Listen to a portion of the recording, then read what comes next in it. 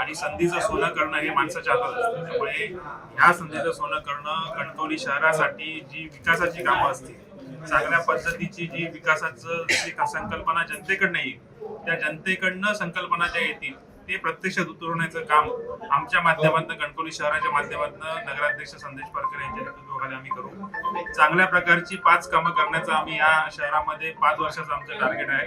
आणि ती 5 कामं येत्या काळात आम्ही मांडू, त्याचा अजेंडा मांडू आणि ती पूर्ण करण्याचा प्रयत्न आमच्या सर्व टीमच्या वतीने करण्याचा प्रयत्न आम्ही करू आणि शहराचा विकास हाच ध्यास घेऊन आम्ही पुढे जाणार आहोत. या विकासाच्या